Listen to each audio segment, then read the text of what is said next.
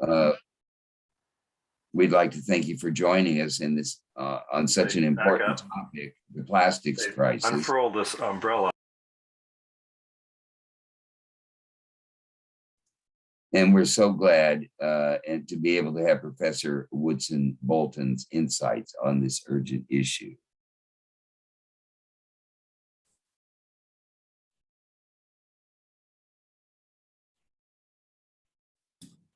Thank you, Eric. This is Gabriel Meyer. I'm the executive director of the Ruskin Art Club. And I'm delighted to have an opportunity to introduce our speaker tonight, a longtime friend and a member of the Ruskin Art Club for many years, Amy Woodson-Boulton.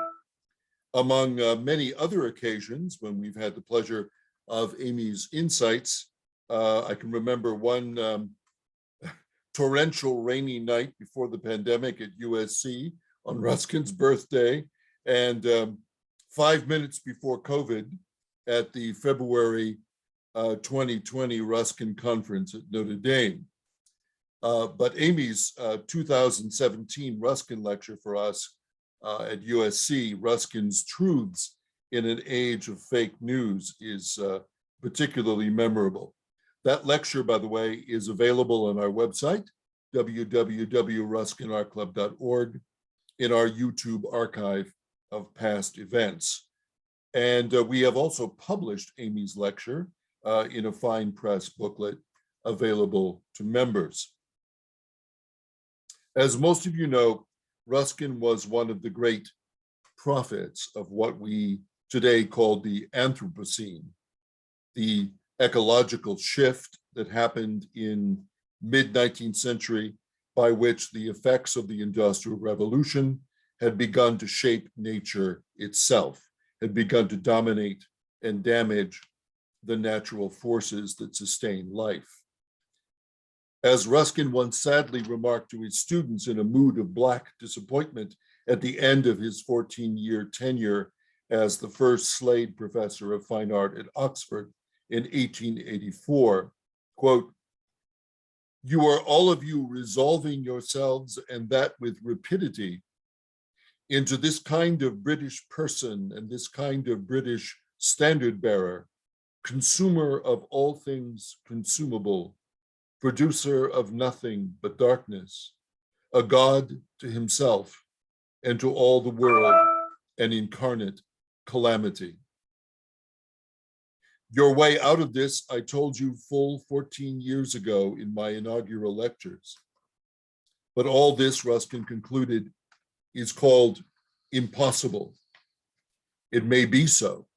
I have nothing to do with its possibility, only with its indispensability." Amy has long been a voice linking Ruskin and William Morris's radical critiques of modernity and the enduring relevance of that critique to the increasingly urgent ecological concerns of our day, none more so, I would say, than the focus of tonight's lecture, the planet-wide crisis of plastics. Amy Woodson-Boulton is professor and past chair of the Department of History at Loyola Marymount University in Los Angeles, California. An historian of Britain and Ireland, she works on cultural reactions to industrialization, including the history of museums and ideas about primitive art in anthropology and art history. Her published work includes an edited volume, articles, and book chapters, as well as Transformative Beauty, Art Museums in Industrial Britain. She has recently published Totems, Cannibals, and Other Blood Relations at the Victorian Review, and Teaching Modern Environmental World History, or How We Learn to Stop Worrying and Embrace the Urgency of Climate Change, co-authored with Elizabeth Drummond for World History Connected. She teaches modern British, European, and global courses that focus on imperial, cultural, public, and environmental history. Amy Woodson-Boulton. Thank you so much, everyone. Thank you to the Ruskin Art Club. I'm delighted to be here again.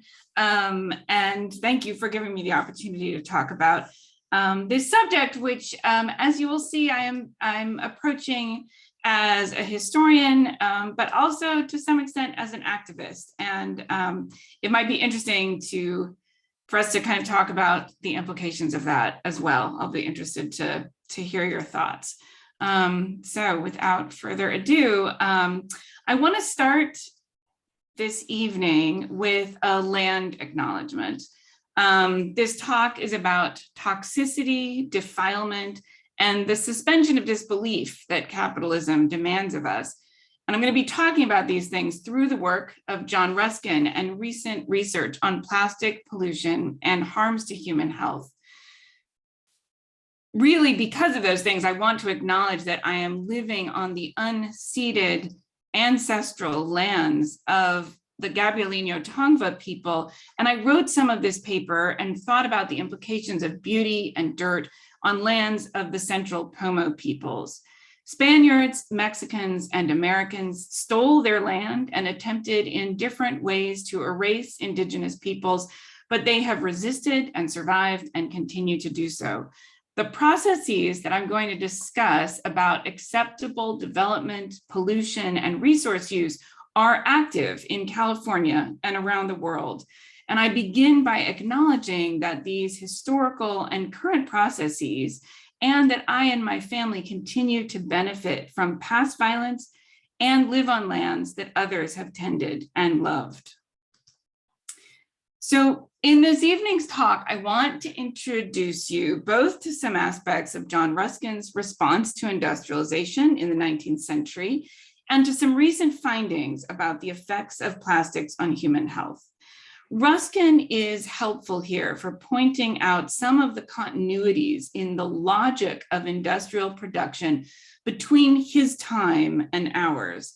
The push for raw materials, the unequal distribution of both wealth and of toxic effects, the new designs for mass consumer culture, and pervasive, and I think, as many of us think, destructive ideas about toxic cities and pristine wilderness.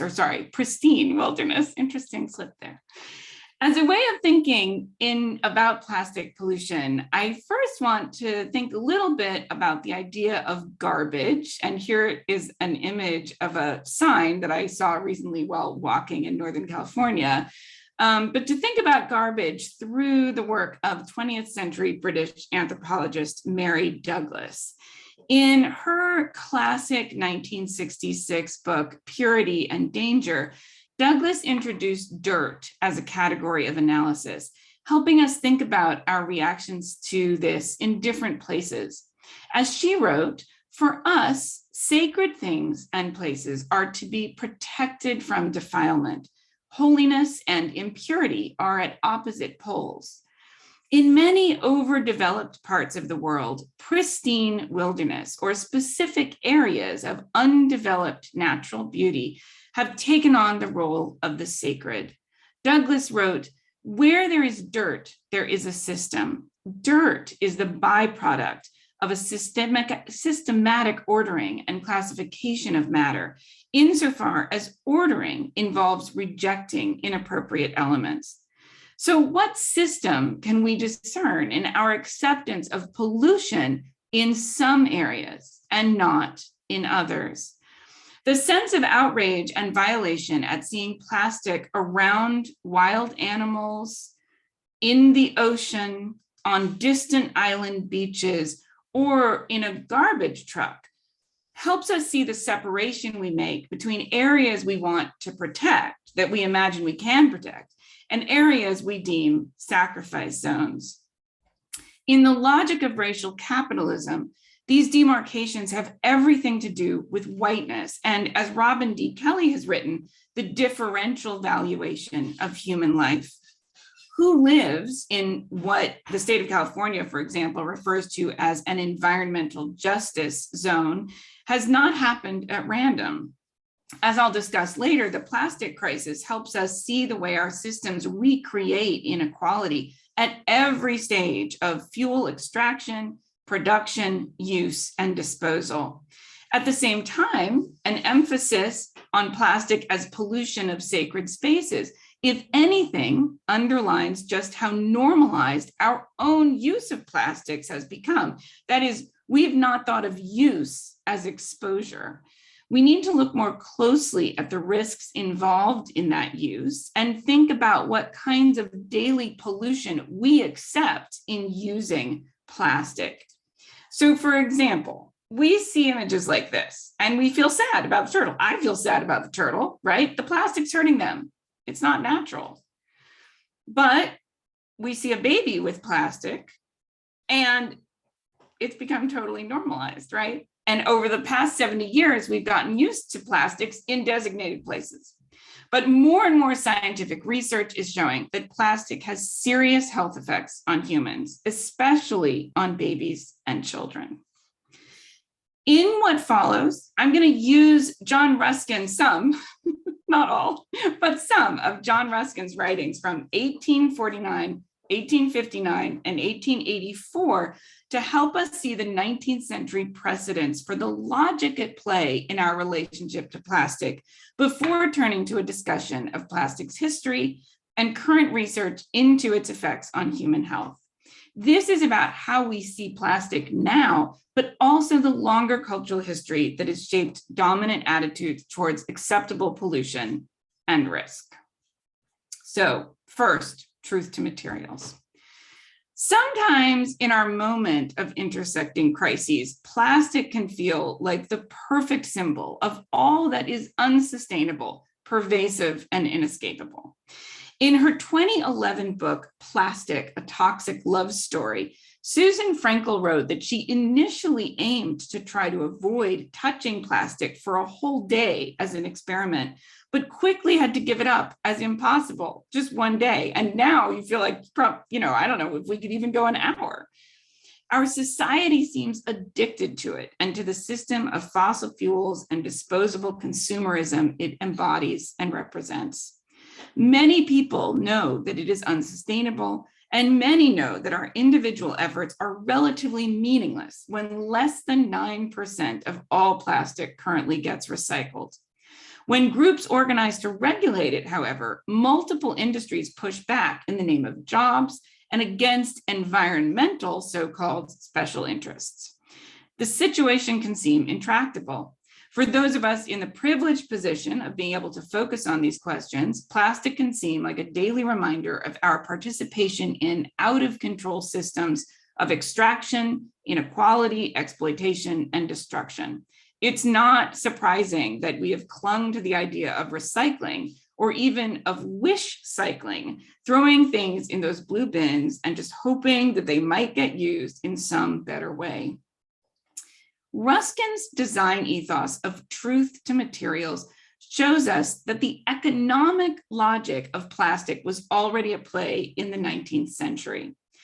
In the Seven Lamps of Architecture of 1849, he railed against the substitution of wood for marble or plaster for stone, laying out three types of what he called architectural deceits. First, suggesting a false structure. Second, the painting of surfaces to represent some other material than that of which they actually consist, as in the marbling of wood or the deceptive representation of sculptured ornament upon them. And third, the use of cast or machine-made ornaments of any kind. As Ruskin wrote about painting wood to look like marble, here's a great example from around, this is around 1870, but you can see this is the sort of thing he just hated. So as he wrote about painting wood to look like marble, or mass-produced ornaments meant to look made by hand, or molding stucco to look like carved stone, he described the architecture of the new cities around him. The increasingly mass-produced decoration for homes, churches, shops, train stations, hotels, offices, and factories built in a proliferation of historical styles. This is also, of course, the logic of plastic. Its plasticity is that it can mimic shapes, textures, and colors. Chemistry has been at work over the last century, creating the ability through numerous additives, which I'll discuss more later, that make this possible. How often have you picked up an object wondering and judging mostly by weight, whether it is wood, stone, or plastic? Here in Los Angeles, people cover their yards and sports fields in plastic fake lawns. It's notable that 19th century concerns with industrialization spawned a movement around truth to materials, a concern not just with good design, but with the conditions of production. That concern, however, often turned into a style and rarely considered the global connections and injustices of imperialism or legacies of slavery or the conditions of workers beyond the industrial hands at home. The arts and crafts became a style connected with a moral critique, but that style also remained only accessible to the few, despite the hopes of innovative designers like William Morris. Kind of hilariously, as I was looking for an example of arts and crafts, this is the most perfect example I could get of the continued cachet of arts and crafts, but I think you may be evacuated of its original radical implications beyond a very beautiful style. That said, the very multiplication of movements that combined an aesthetic and moral critique of the conditions of production in the 19th century around also the authenticity of materials tells us a great deal about the sense of disconnect that a growing consumer and mass production-based society created between producers and users. In 1859, Ruskin gave an address called Modern Manufacture and Design to the Bradford Mechanics Institute, later published in The Two Paths that year. This lecture raised questions closely connected to our own time and the plastic crisis, particularly in terms of the purpose and limitations on economic growth and the potential loss of any unchanged natural spaces. In addressing the possibility of making art, and Ruskin was careful to say that, as he said, all art may be decorative and that the greatest art yet produced has been decorative. Ruskin made that point that was becoming the essence of his social criticism, namely that art is a product of its society. In raising this issue, he gets at the basic question of an economics predicated on constant expansion. If you will tell me what you ultimately intend Bradford to be, perhaps I can tell you what Bradford can ultimately produce, he wrote.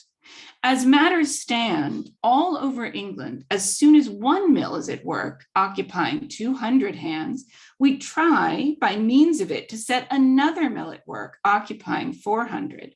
That is all simple and comprehensive enough, but what is it to come to? How many mills do we want? Or do we indeed want no end of mills?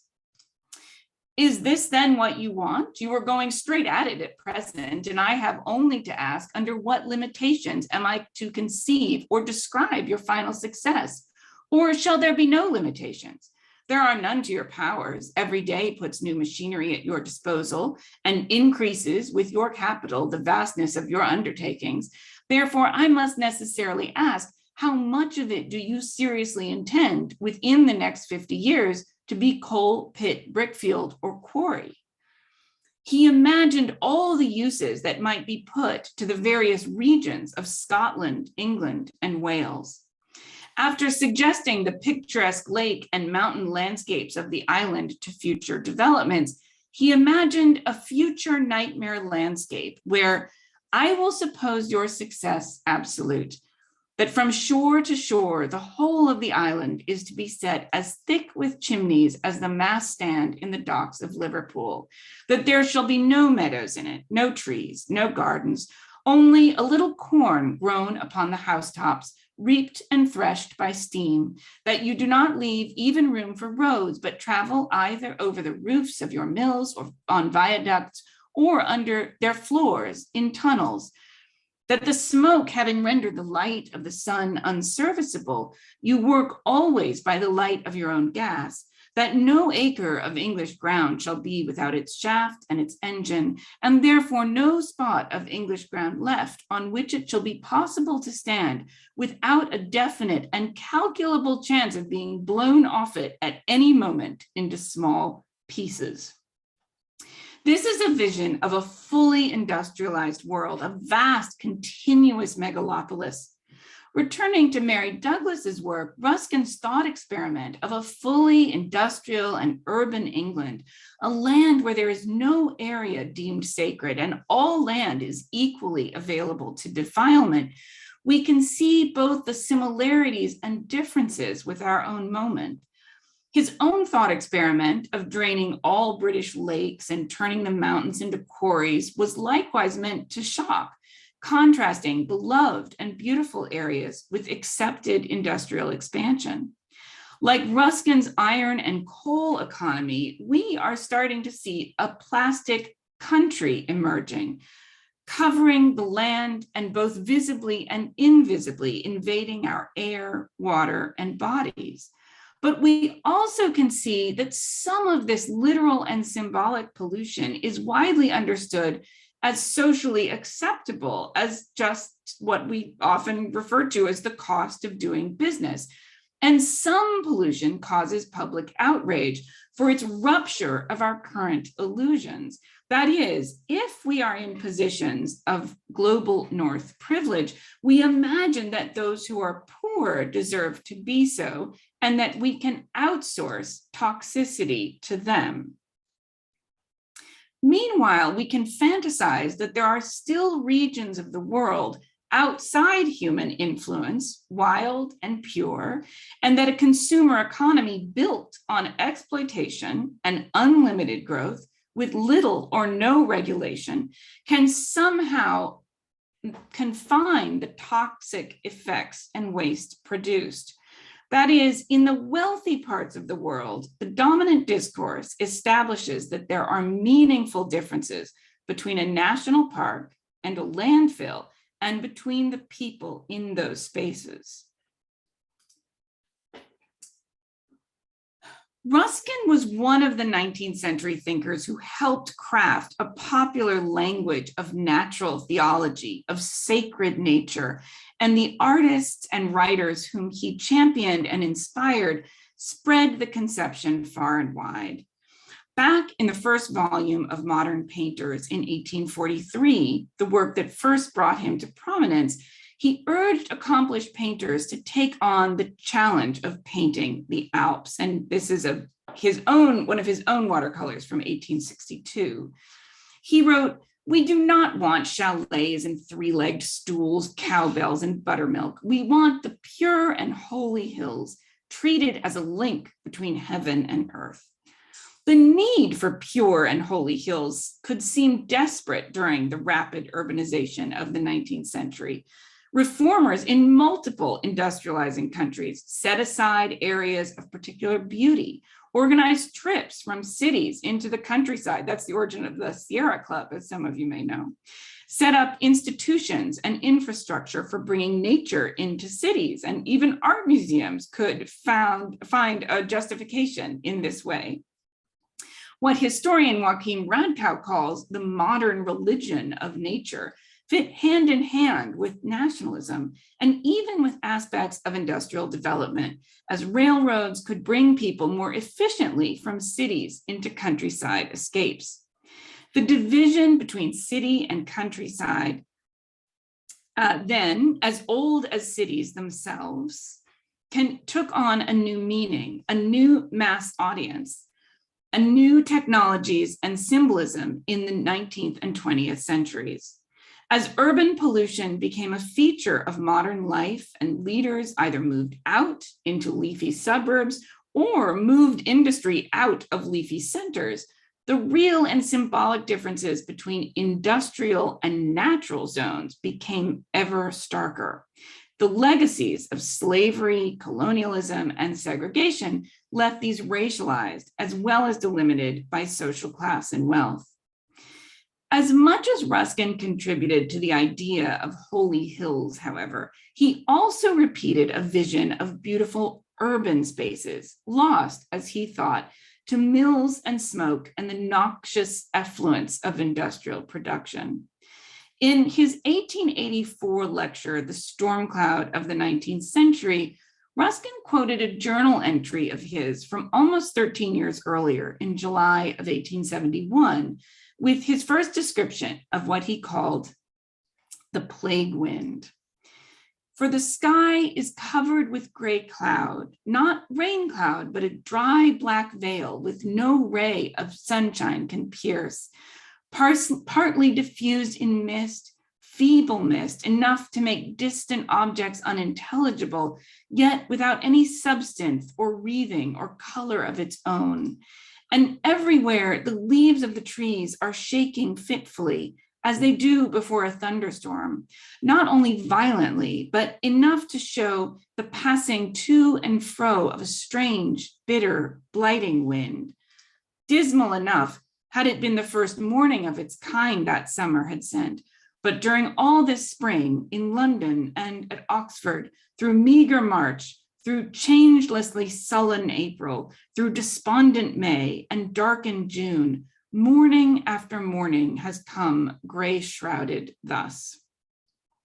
He wrote that it seemed partly as if it were made of poisonous smoke, but even more as if it were made of dead men's souls, such of them as are not gone yet where they have to go, and may be flitting hither and thither, doubting themselves of the fittest place for them.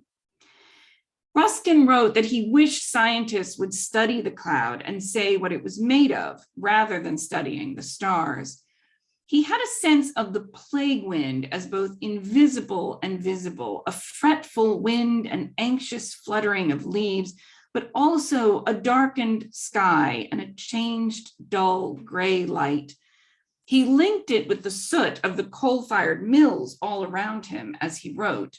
So too, now I suggest we have visible and invisible storm clouds of fossil fuel particulates, this time in the ocean and in our own blood, the visible gyres and the invisible swirling storm of microplastics now in our water, air, and soil, but also in our breast milk, blood, and lungs.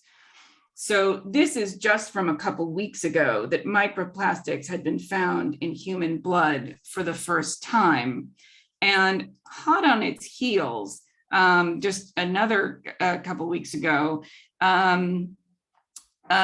there was evidence of what some scientists described as a snow of microplastics in the very deepest depths of the ocean, potentially affecting the vital role that plankton and actually the cycle of nutrients through the ocean and the different levels of the ocean. Here again, evidence found, once thought impossible. I love that headline. Once thought impossible, microplastics found in live human lungs for the first time.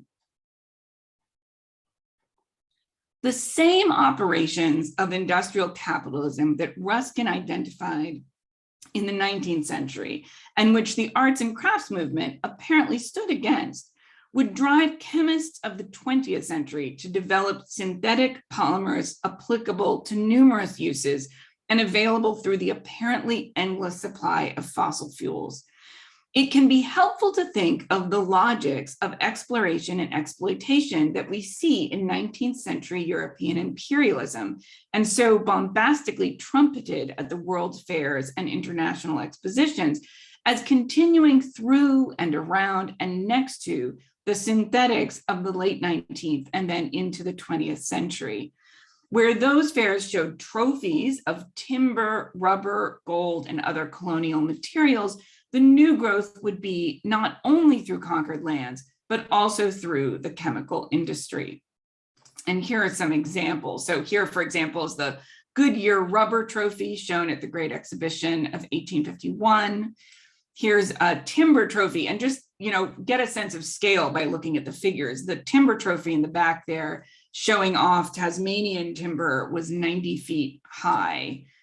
Here was a representation of all the gold brought in from Australia. So again, this kind of sense that resources were out there, that the British were going to exploit all of them.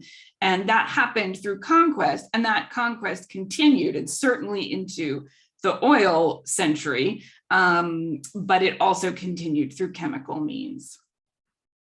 The first such chemical development was celluloid, a natural polymer adapted to industrial use by John Wesley Hyatt from cotton cellulose in New York in 1869. And here's a set of late 19th century Hyatt billiard balls.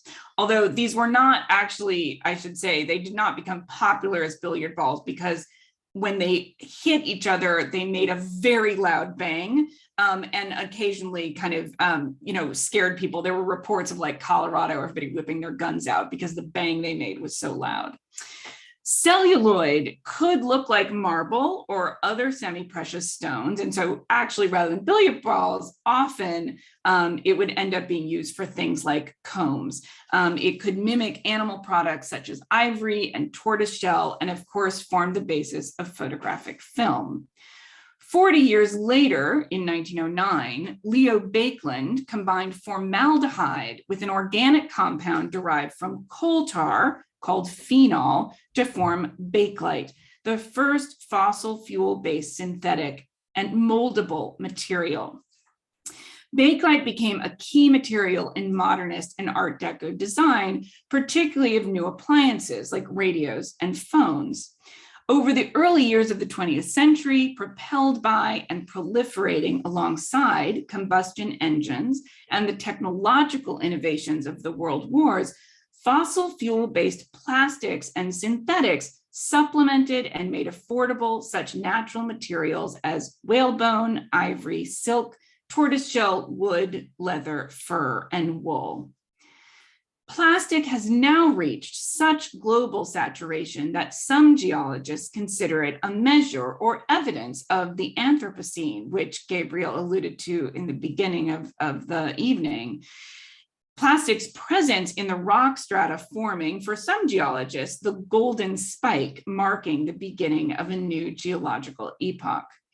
This omnipresence embodies multiple aspects of our current crises: our disposable economy, reliance on fossil fuels, rapidly changing climate, and the unevenly distributed toxic effects at all stages of plastics production, use, and disposal. These negative externalities fall along historically constructed, racialized lines of inequality, and such disparities continue to make plastic seem deceptively inexpensive. Hailed for its cheapness and its adaptability to extraordinarily varied uses, plastic is the perfected logic of industrial capitalism, its triumph, and as we're increasingly aware, its toxic trap. With all this in mind, I'd like to turn for the last part of my time to recent research into the extent of the threat to human health that plastics cause, considering these issues. What kinds of illusions have we accepted about what is and is not legitimate toxicity and harm? And what kinds of people does our current politics allow to be harmed? And I suggest that the only way out of our current predicament is an example of what Dr. Elizabeth Samhain calls multi-solving. We need to address environmental justice, racism, fossil fuel dependence, climate change, toxicity, and endless consumption through regulation, a circular economy, and rejecting the idea of sacrifice zones, areas where we accept pollution as the cost of doing business. A complex system of profit-seeking entities have spent an enormous effort convincing people to consume, to look away, to worry about things later, to always prioritize comfort and convenience. In fact, to make it nearly impossible to do anything else. the atomization of societies into individual consumers and the treatment of consequent problems of pollution, ill health, and degrading ecosystems, not to mention climate change, as individual responsibility is itself a cultural shift in line with commodity culture. A political, industrial, and imperial system in 19th century Britain benefited those in power above all. And what we've seen in the 20th and 21st centuries is likewise a concerted effort by British and US fossil fuel interests to create and maintain their ability to sell a resource that we now know they often knew would have disastrous consequences for the planet. Plastics are tied up with that fossil fuel system directly as polymers made from petroleum and as part of the broader logic of a consumer culture that relies on synthetic materials to continue an unsustainable model of economic growth. Supporting campaigns like Keep Britain Tidy, and this was the first to feature Tidy Man, the little figure putting litter into the trash bin in 1969, but you'll see there are no plastics here in 1969, which is interesting itself. And Keep America Beautiful, which famously featured the Italian-American actor Iron Eyes Cody as the so-called crying Indian. And you'll notice here the tagline, it's a little hard to read there in the ad, but the tagline was, people start pollution, people can stop it. So again, manufacturers have pushed the cost and responsibility of plastic pollution onto consumers and onto local governments. The illusion remains that the problem is dirt, that is matter out of place, rather than dangerous levels of toxicity.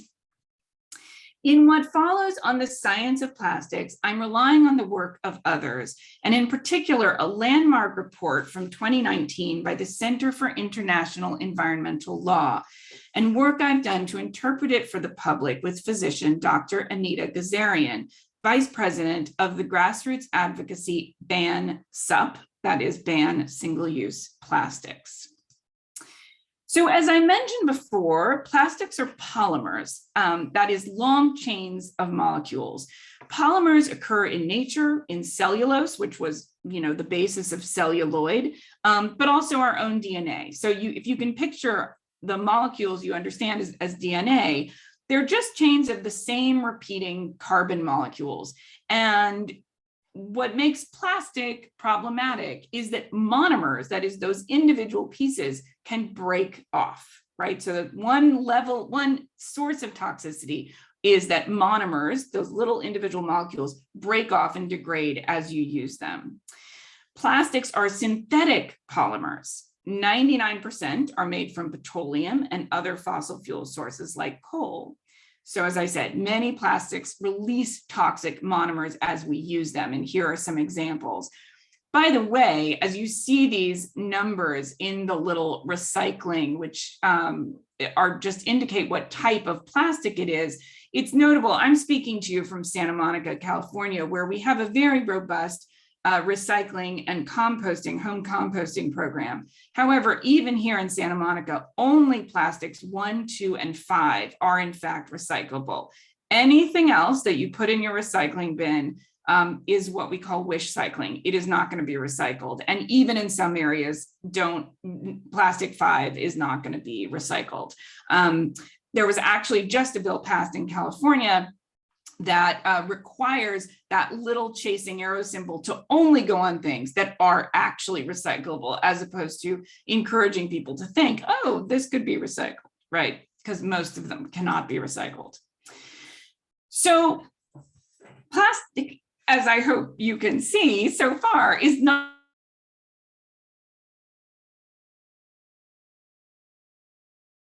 and it's a climate issue. And these are all interconnected. So what do we mean by a human health crisis? Well, the evidence is increasingly clear that plastic exposes you to toxicity. When we use plastic all the time because it seems cheap, we repeat that risk over and over again. This means that that you do have a higher risk of problems like learning disorders, asthma, having babies with low birth weight, diabetes, or obesity. When you combine factors over and over and over again, you multiply the risk. People suffer from disease once that risk exceeds what their bodies can process. What do we mean by plastic is a justice issue, or that cheap plastic is a scam, and how are those things related? At every stage of its life cycle, plastic puts our lives at risk through constant exposure to toxic chemicals. The more exposure, the more risk. And some communities pay a much higher price than others because our society devalues Black and brown lives. Manufacturers have successfully pushed the costs of plastic onto consumers. We are the ones who bear the cost. And again, that's at all stages of plastic's life cycle. How is plastic a climate issue? If plastic production stays on its current trajectory, by 2030, greenhouse gas emissions from plastic could reach 1.34 billion tons per year, equivalent to the emissions produced by 300 new 500 megawatt coal-fired power plants. So again, this is projecting on our current rate of growth, but you can see that plastic is not just about, oh, we want clean oceans or we want clean beaches. This is again about exposure, but in this case, it is also about meeting our emissions goals.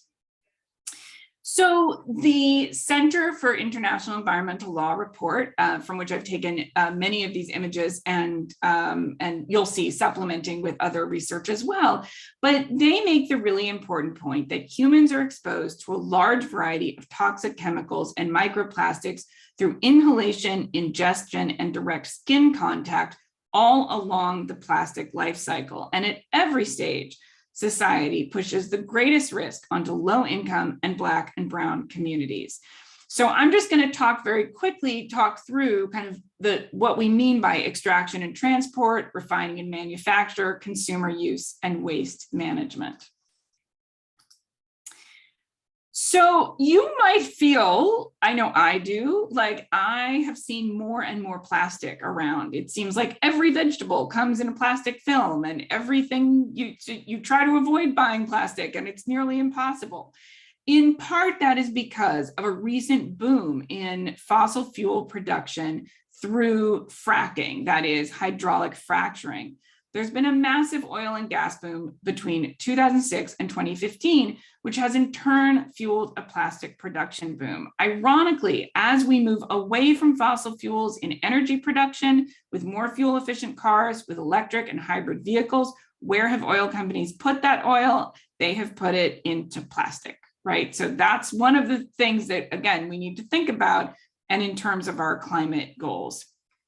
As extraction methods and locations have expanded, so have the release of toxic chemicals into air, water, and food, leading to massive public health risks. Again, when we think about plastic, or we think about plastic just in terms of a kind of defilement of sacred nature, it is disturbing to us, and we can think about the danger to animals, but we also have to think about what are the effects on human health and on environments and overall on our climate goals at the level of extraction and transport. All of the diesel trucks that transport the fuels that are involved in extraction, all of the emissions that come out, all of the instability, all of the water and soil pollution, for example.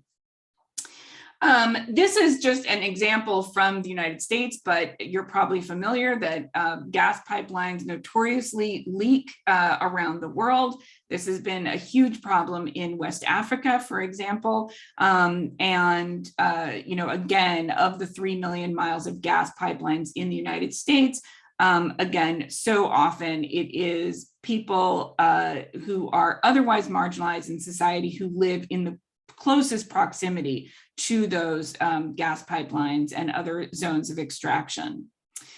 A good example of this, and this is research from the Natural Resource Defense Council, they mapped California communities most vulnerable to pollution and oil and gas development next to census data of the most vulnerable census tracts. And, again, you can see how we push this kind of development into the poorest areas. More recently, this was last year, Kern County approved a plan for thousands of new oil and gas wells. And their argument, once again, was that people here need jobs. So one of the questions is, why is this the only option? And why do we create communities? Why do we as a society allow communities where the only option is to make the toxic choice? And how do we as a society think about, and how could we think about those sorts of dilemmas where people's only choice is to take a job that is ultimately going to be profoundly toxic to them and their communities? This is the area known as Cancer Alley, and I take this map from Kate Orff, her map of petrochemical landscapes. This is showing Cancer Alley along the lower stretch of the Mississippi River in Louisiana. And I just highlighted some of those chemicals and products that are directly related to plastics. But again, to see the link between the kinds of plastic production, the chemical industry, the fossil fuel industry. And it's worth noting that there have been massive campaigns, grassroots campaigns in predominantly African-American communities to fight this kind of exploitation. But often these are, again, the only jobs available and the only places that people who are disempowered or marginalized have to be. Or rather, we could say that by having NIMBYism, or not in my backyard, right, where certain wealthy and predominantly white communities would never accept these same conditions, right? But this is where they end up. So that was extraction and manufacture. Now let's talk about consumer use. You are also exposed to toxic chemicals even as you use plastic. So whether or not you live near oil extraction or refining and manufacture, if you are using plastic, you are exposed to toxic chemicals. That comes both from the monomers, right, those pieces of the polymers that break off, but also from the additives that go into plastic in order to make it malleable, to make it different colors, to make it have different textures. You might have heard of PFAS, you might have heard of phthalates, which are linked to hormone disruption, reproductive harm, autism, ADHD, et cetera. So many different health effects from the additives that go into plastics to make it all the different shapes and forms that you see. This is from an organization called Made Safe. It's giving you the image of a water bottle. If you take one thing away from this talk, please never drink water from a plastic water bottle. Please absolutely never drink water from a plastic water bottle if you have left it in the car to get hot. How many times if you do that, please promise me you will never do that. It is really, really terrible for you. So I'm just going to show you a number of headlines from many different reputable sources just to show you the kinds of research that has recently come out. Most of this is from the last year or so. Brain damage linked to common compounds in everyday plastic items. Here was another expert saying most couples may have to use assisted reproduction by 2045 due to the proliferation and damage because of chemical additives in plastics. Can chemicals in plastic boost teens' risk of diabetes? It seems that teens who eat food that's been packaged in plastic wrap or stored in plastic food containers may be at higher risk of developing type 2 diabetes, right? So again, more evidence. Here's another really good example. So heating plastic is, again, breaks off those monomers and leaches, kind of accelerates the leaching of chemical additives into your food. So again, you might want to think about reheating in microwaves, reheating food or heating up food that is designed with in these plastic containers and with the plastic film. And again, these are everyday risks. So this is about kind of what sorts of toxicity do we accept. Again, this is common plastics chemicals tied to autism in boys from WebMD. This is from CNN.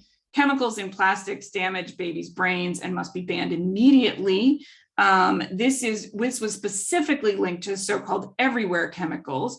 Those are chemicals that are called everywhere chemicals because once they're in our tissue, they stay there. And these again are that group called phthalates added to consumer products to make the plastic more flexible and harder to break.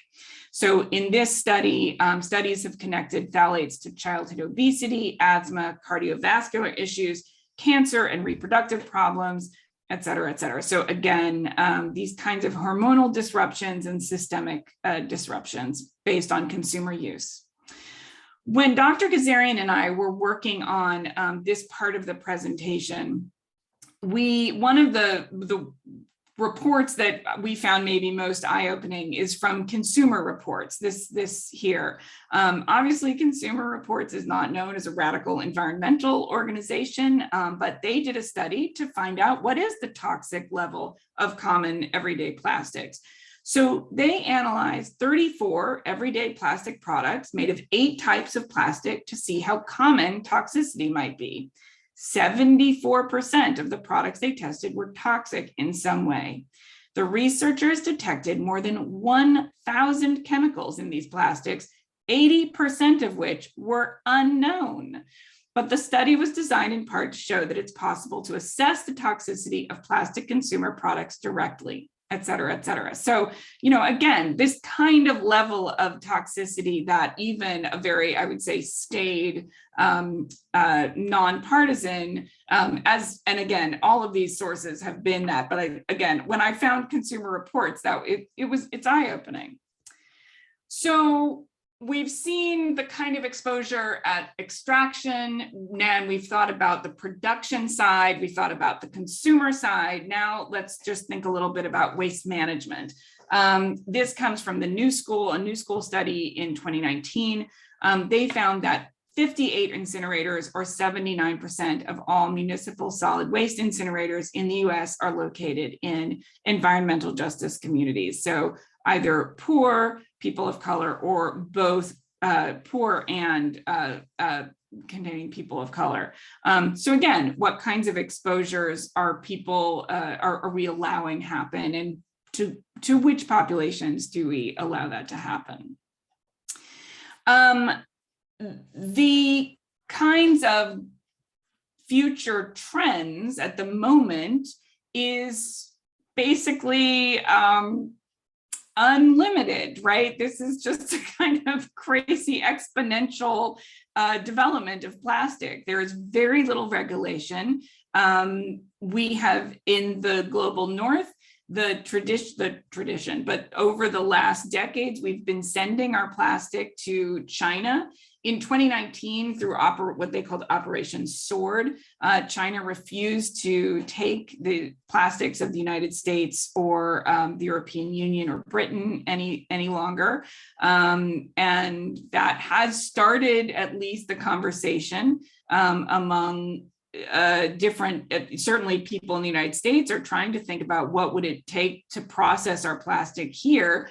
There are moves to try to foist the plastic of the overdeveloped world onto places in Africa. That's actively happening. And there's certainly international movement to try to get the plastic producing nations, and especially the largest plastic producers like Coca-Cola, for instance, to take responsibility for this waste.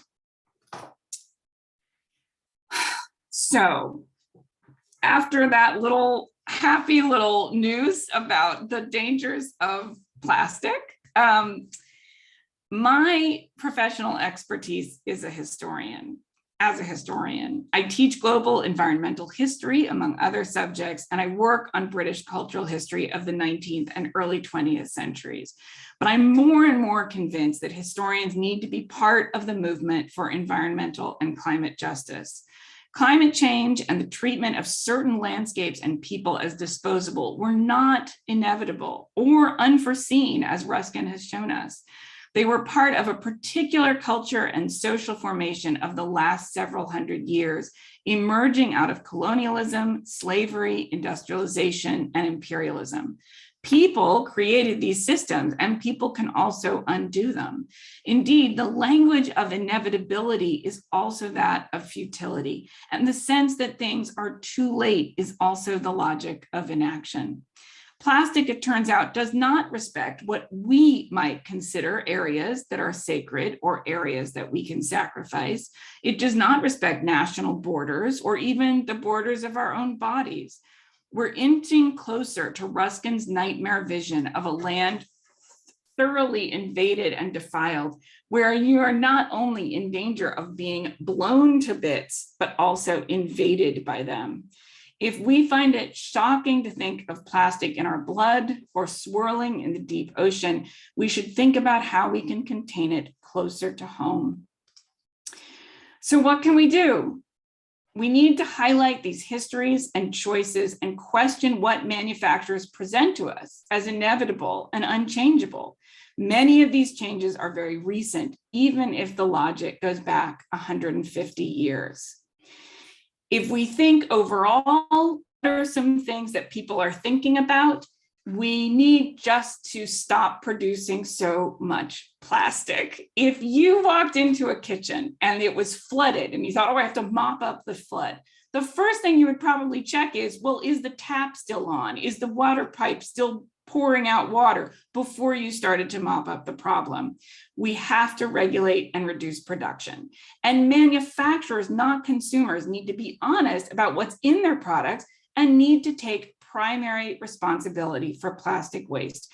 There are many movements around the country and around the world where people are finally stepping up and saying, it is not my responsibility to recycle properly. It is the manufacturers, it has to be the manufacturer's responsibility to take on these negative externalities. We need to raise awareness, we need to build coalitions, we need to end the scam of cheap plastic. We need to make government take into account the real costs of jobs and cheap products. It may seem very cheap to get that plastic back, but what are the actual costs, the human costs, again, at all stages of that plastic's life cycle? We need to make government reject economic growth that depends on risking the lives of environmental justice communities. We need to fund research. We need to understand the impact of plastic, and we need new, safe alternatives. And we also need to avoid false solutions. We need to call out greenwashing of false and misleading claims like minimal recycled content. We need research and data about solutions like incineration, plastic to fuel, and plastic repurposing into building materials and roads. Many of those things seem great, but if plastic is toxic and is breaking into microplastics, then enters our bloodstream, that is actually not a utopian solution. There is a widespread grassroots effort to move away from plastics, not least in those zones affected, in Louisiana's Cancer Alley, the oil fields of South LA, the Black, Brown, Indigenous, and other communities in the US and around the world that we sacrifice to keep plastic cheap. But it's going to take sustained and organized work to disentangle ourselves from a way of thinking and a product that is so central to both our own storm clouds and to modern manufacture and design in 2022. Thank you so much for inviting me, and I really look forward to hearing your thoughts and your questions.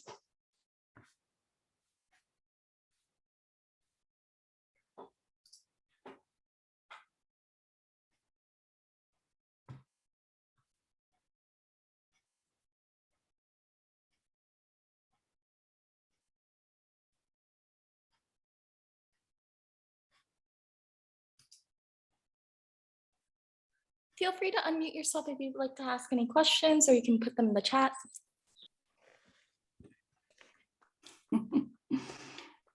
I see that Ryan has a question. Oh, yeah. Yes, hi. Thank you so much, Amy. I really, really appreciated that. Just incredible expose, and I appreciate the historian's perspective, and your comment towards the end really hit home, because I'm also a historian of the arts and crafts movement, but a small business owner that is in the food service space. And I think sometimes we struggle with reconciling history and progressive ideas. And the way that you laid this out, particularly with Ruskin's underpinning, has really given me a lot of sort of courage and a framework for our own missions as part of the arts and crafts, like teaching that we do.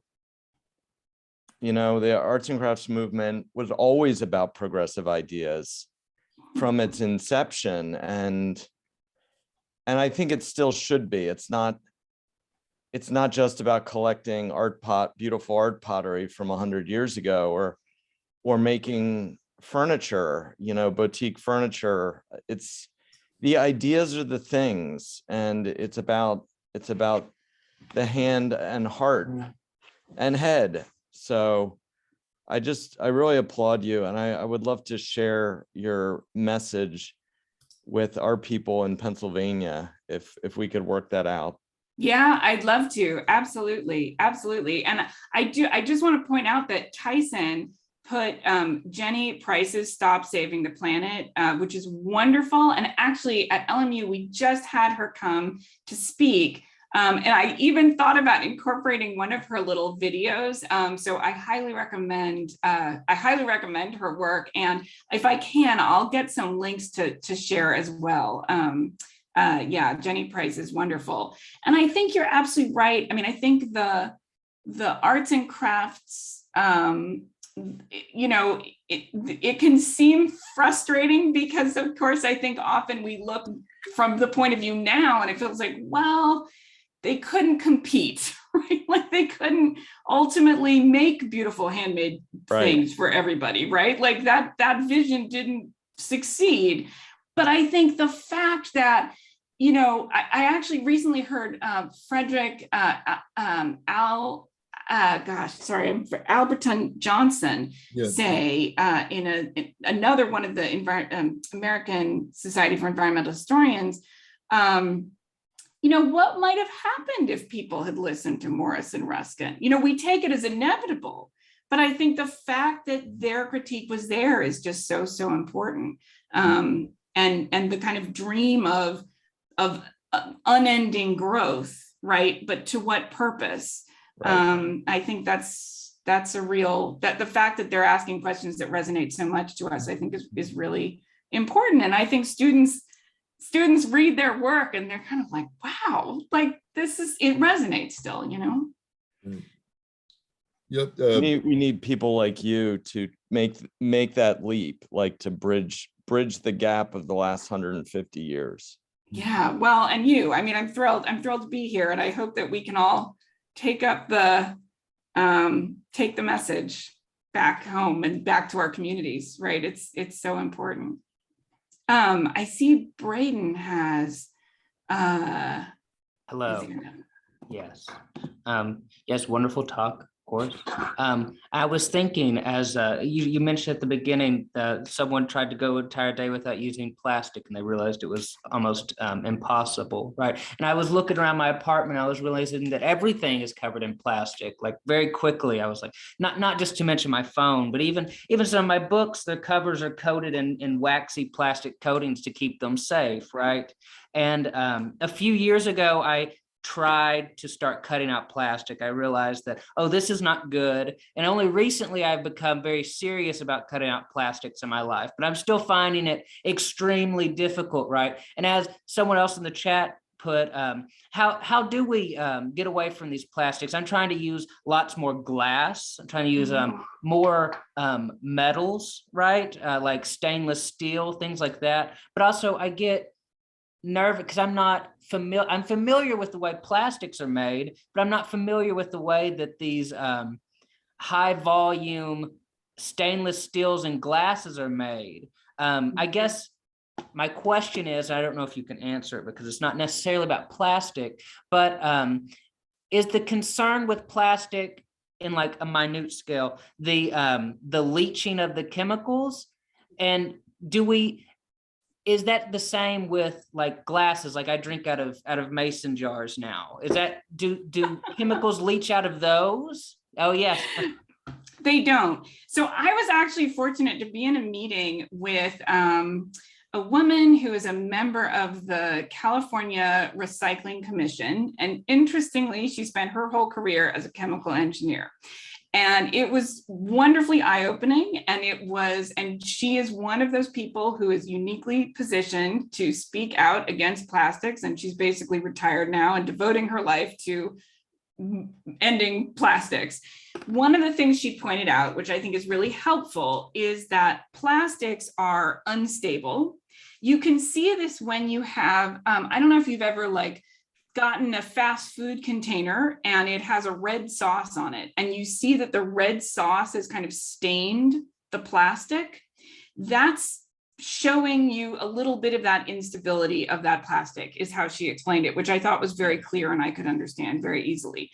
She explained that other kinds of materials like glass is very stable and is not leaching anything into your food or your water or whatever.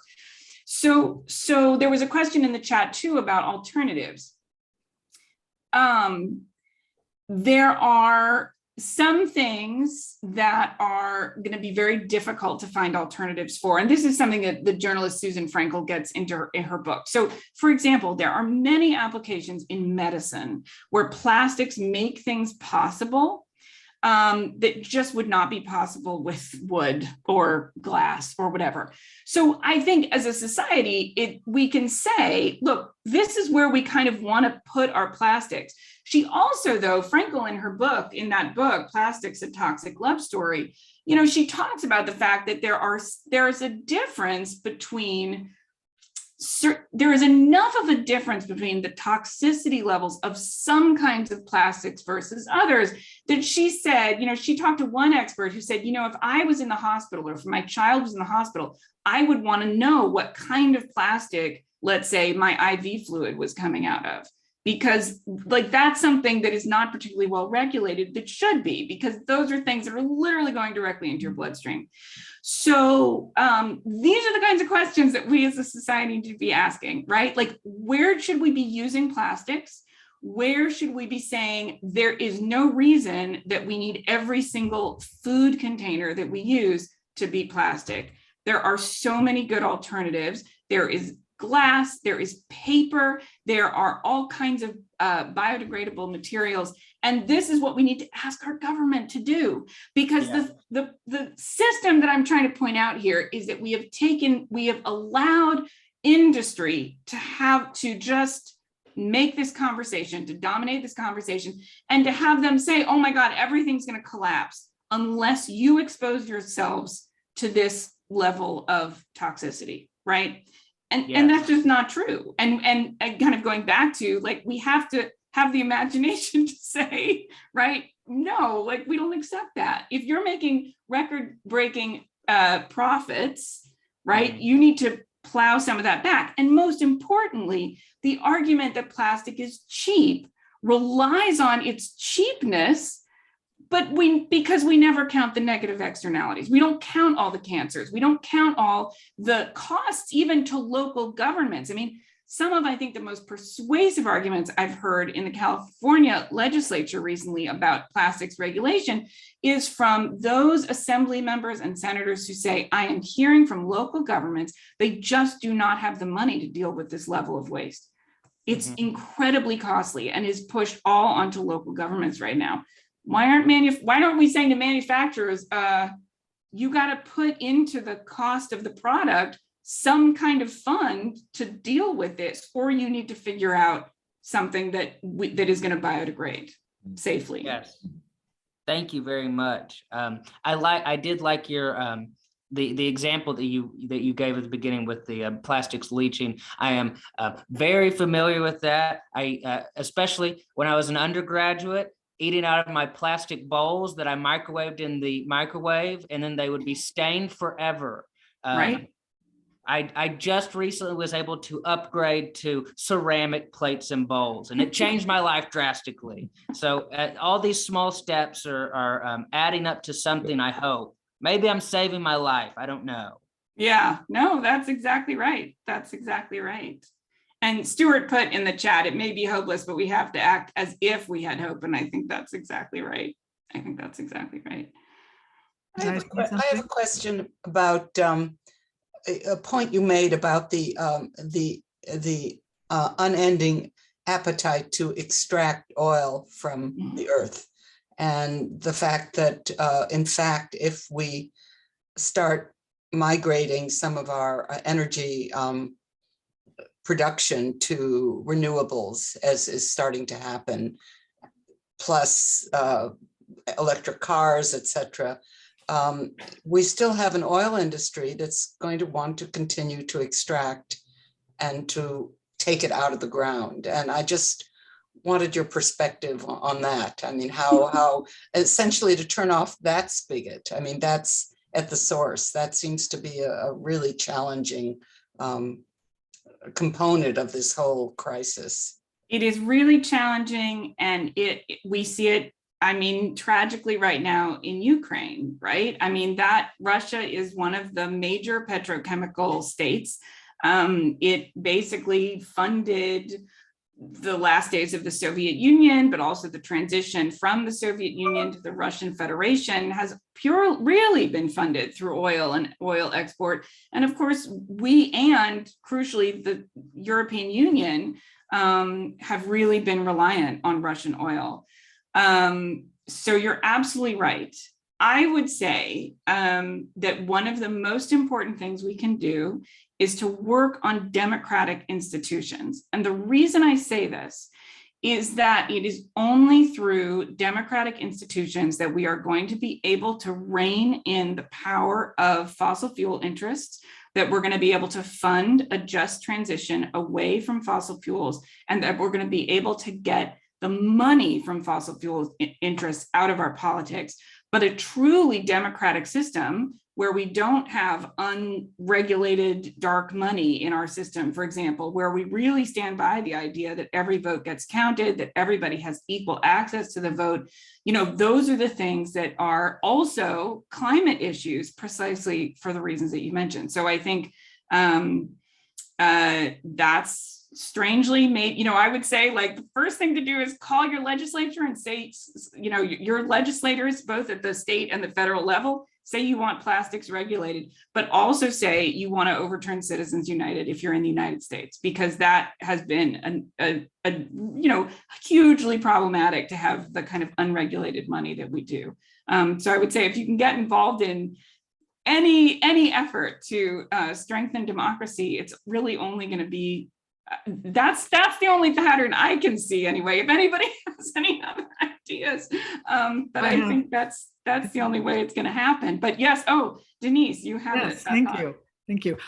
I really enjoyed your thorough, you know, history of plastic. I have a nonprofit called Made Out of What, and just to inject a little bit of hope into this whole scenario, what I celebrate is people. It's a global nonprofit, so I search and celebrate people who are cleaning up the trash. You know, for me, you know, one of my mottos is trash is the raw material of the 21st century. And one of the horrible things about plastic is that it's proliferating and poisoning everywhere in the world. And so, but there are things that, so what I like to find people, and I do, who are taking the plastic out of the nature and making a building material out of it. And I mean, I know, like, we don't know yet how, if it exudes any toxins, but they're taking, like this. I have a magazine that just came out called it was for Earth Day, and we celebrate, one of the people we celebrate is this Kenyan woman who's 30 from Nairobi, and she studied engineering and material science, and she got tired of seeing all of the waste in Kenya and everything, and the government wasn't doing anything.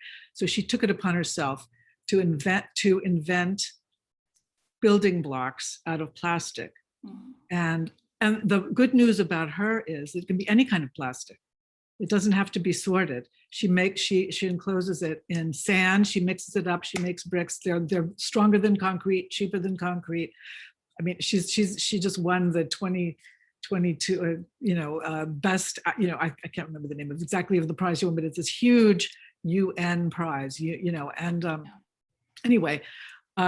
So these kinds of, it really is all, it's really up to, well, it's not always up to, but at least there are individuals, intrepid individuals, who are inventing solutions to the plastic waste problem.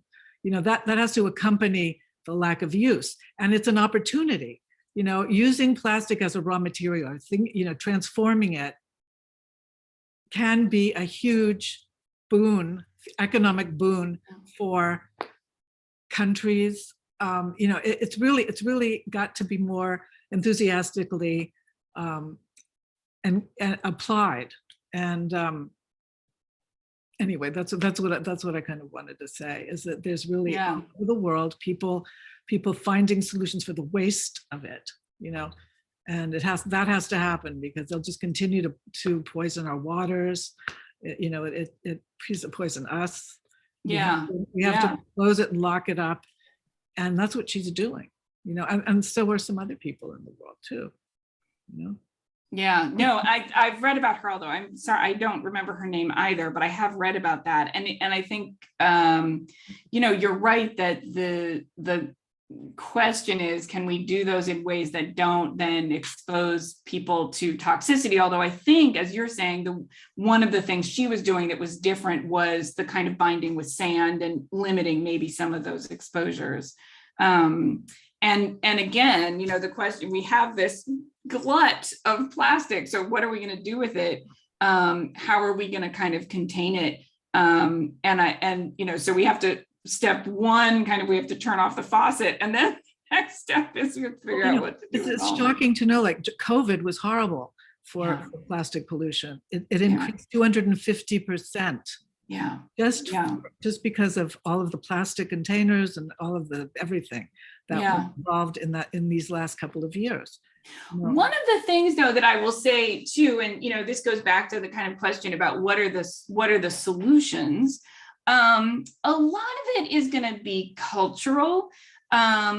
So one of the things I remember a million years ago when I was an undergrad learning that blew my mind is that the disposable economy of the 20th century had to be taught. So Carolyn, I was very fortunate to have a class with the environmental historian Carolyn Merchant, and she talked to us, she showed us ads from the middle of the 20th century, kind of teaching people, and especially those of the, people who'd grown up in the Depression didn't throw anything away, right? And yet then they had to be taught, and so there were ads just like, throw your can into the lake, it's okay, right? Like, that's just what you do now. So the kinds of cultural shifts in terms of bringing your own coffee mug, bringing your own glass container, like all of these kinds of things, that you would refill your jar, right? That everybody would have a jar that they would refill, or whatever it is. We've learned a certain systems. I think, in many places, people have relearned how to bring their own shopping bags, right? So there's a lot of kind of relearning and the kind of cultural shape of this that I think we shouldn't discount. And maybe that goes back to the question about the arts and crafts movement, right? That this is one of the things that is also happening is that there are plastics being made out of hemp, plastics made out of algae. So there are all kinds of alternatives that give you the same result, except that they're biodegradable. They're natural. They're So it's not like we have to stop using it, clean it up and start supporting these alternatives, and find other ways to, I mean, they're there. They just need to be backed up. Yeah, Tyson, thank you, sorry. Can we talk a little bit more about bioplastics? Lisa and had the same question there in the chat. Yeah, thank you for raising that. I am not as familiar, I'm going to be honest, I'm not as familiar with bioplastics. The sense I get is that the big question is going to be and this is just, again, based on the research that I've done so far, the big question is what are the additives that you have to put in, right? If you're still relying on phthalates, for example, if you're still relying on a lot of these, oh my God, sorry, my cat is going insane. I'm going to get out. Kenny, why are you such terrible? Can you leave? Thank you. Lord, sorry, Zoom moment. If we're relying on the same kinds of chemical additives that fossil fuel-based polymers have relied on, there could still be exposure to toxicity. That said, there are certainly a number of celluloid-like, cellulose-based bioplastics, right, that I think many people see as viable alternatives. There's a ballot measure that's going to be on the California statewide ballot that is coming up that has had an interesting kind of journey that basically is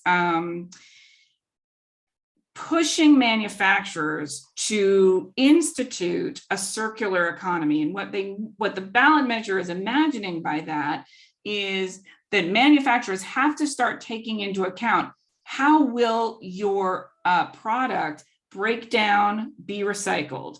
And so it would institute, I think, a 1 cent tax on plastic objects, so that single-use plastic objects that would go into a fund for research into this. So, there's a lot of thinking. I don't know, there have been other plastic measures going through the legislature in California that aimed at this, had this same goal.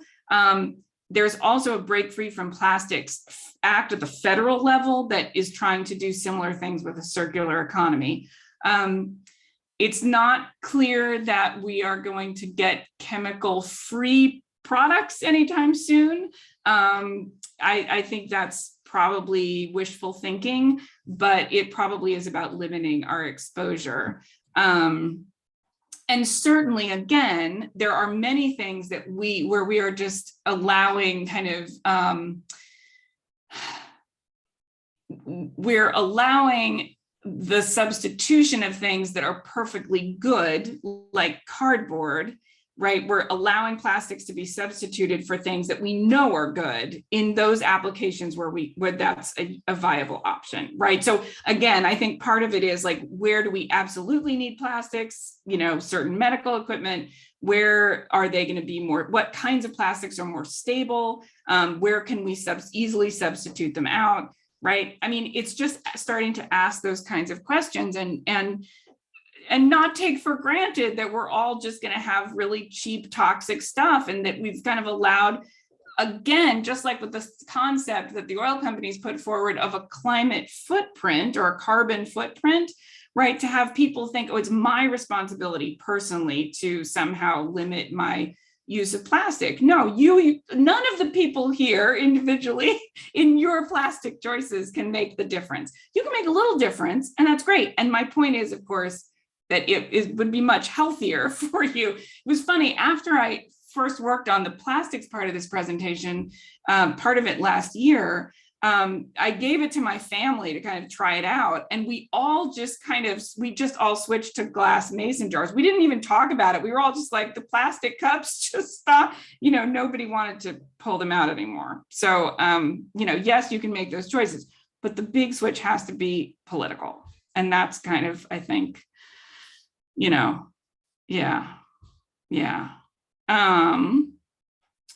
any other, and Lisa, I don't know if I really answered your questions. I'm afraid a lot of it is that I don't know. I think there probably is some wishful thinking that we can just all continue to have a disposable society, but it'll be bamboo, right? Which I think is probably not entirely true. I think we do need some cultural shifts.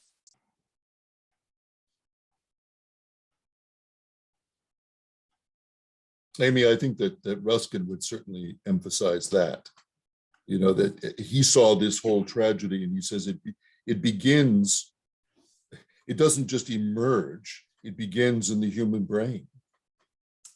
This whole tragedy began with us and with our mentality, with our mindset, and with distorted goals and with distorted visions of life.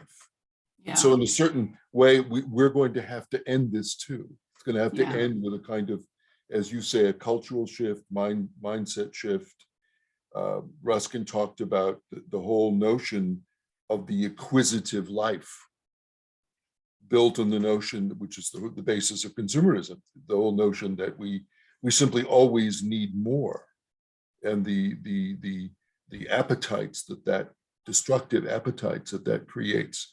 And as you mentioned, Frederick Alberton Johnson's and Vicky Alberton's book, The Sufficient Life, was really about a group of Ruskin disciples in the Lake District who thought about the challenge of all these environmental issues, so daunting, begins with my decisions about leading a sufficient life, not a life of endless consumerism and endless acquisition, but what do I need for my life to be happy and to be fruitful, and to be also to be giving in a positive way, you know, to both society and to nature. So I think in that way, our personal choices really do matter. They do, but part of my point is that industry has very cleverly used used that logic and very much turned it against us, in the sense that keep America beautiful. It's your job to keep America beautiful, right? Keep Britain tidy. It's your job to keep Britain tidy. But just ignore this, you know, exponentially growing amount of plastic that literally you cannot do anything with other than put it in a landfill.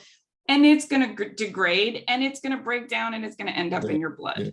Right. So I think it's actually a really interesting point. Like, to what extent? I mean, I often suspect that there's a certain amount of a kind of Protestant guilt complex, a kind of reckoning that goes into. I mean, I've often thought that I've approached. I grew up in a Jewish and a Unitarian household, so I have all kinds of influences, religious influences. But I've often thought that the way that I've approached recycling has a kind of very Protestant Reformation, like as if there's some kind of account book in the sky for everything that I failed to recycle, right? That like someday I'm gonna have to account for like everything, all the waste I produced. Sorry, Bernard, you had your hand up. Not so much. I would agree with both you and with Gabriel. The political begins in the personal.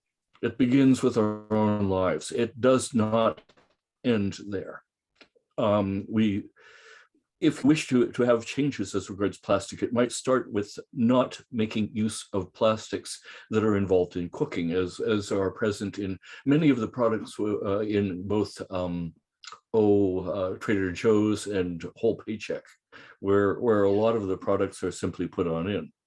That would be a good place to begin. Another place to begin would be in reducing the amount of plastics that we buy. Going on from there, it would be a good idea for people to get together and communicate about personal choices, and from there to go on to the political. It has to be a continuum, not a single item here or a single item there. And it has to be consistent, otherwise one risks the accusation of hypocrisy. As in the people who are so vegan and yet still wear leather.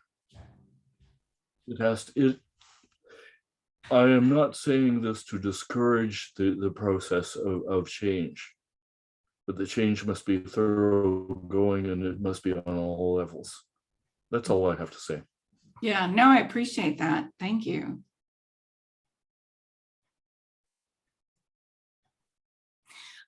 For anyone who's interested, we made a PowerPoint that my friend and co-conspirator, Dr. Anita Gazarian, and I made us a Google slide presentation that I would be very happy to share if people want to take those slides and present them. So I'll just pull up.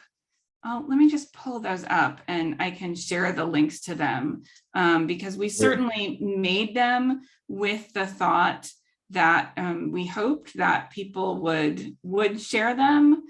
And there's a long version and a short version, as you'll see. But you know, and if anybody's here and wants, if I'd be happy to come and speak again, I'm happy to spread the message wherever. But that's one version of the presentation.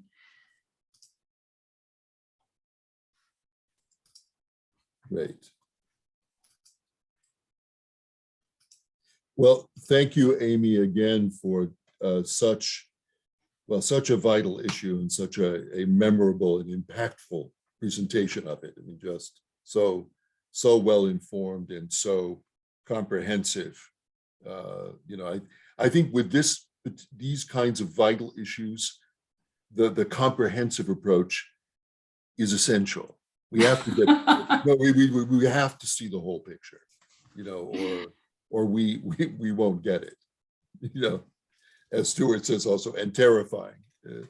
comprehensive and terrifying.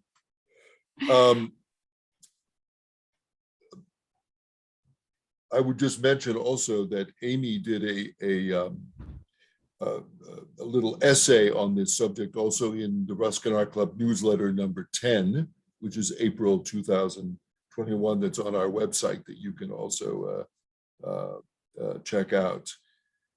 This presentation, this memorable presentation, will be up on our website very soon, a few days. It'll be on the YouTube channel, Ruskin Art Club YouTube channel on our website, www.ruskinartclub.org. As I always do, please take time to browse the website. It has information about the history of the club, about Ruskin, about resources, about links to other Ruskin-oriented organizations around the world, membership applications, and as I said, the YouTube channel where we archive all of our presentations and our events. As I always note, please, when you go to that site, to the YouTube site, please consider subscribing. For some reason, it makes YouTube happy, and we appreciate it. Our next event, Thursday, May the 12th, Every Portrait Tells a Story, a virtual exhibition of a remarkable group of portraits in various media from the 18th to the 21st centuries from a private collection, with a lecture by the collector, Robert Flynn Johnson, the curator emeritus of Fine Arts Museums of San Francisco. Some of you may remember Robert from a presentation of historic photographs by Ruskin and others last year that Robert moderated for us. And there will also be a tour of the collection with Robert and Stuart Denenberg. Stress, of course, that this will be a virtual lecture and tour, and more details to come. Check the website for that next event.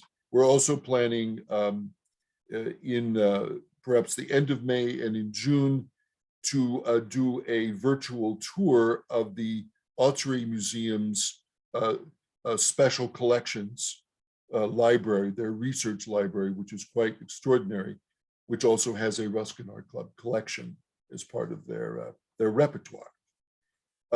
Thank you all for coming. We'll see you on May 12th. Amy, again, thank you for taking the time to be with us tonight. Thank you so much for giving me the opportunity. Good night, everyone. Good night.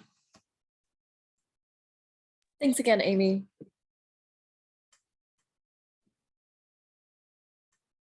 Thank you, Katrina, for all your help as always.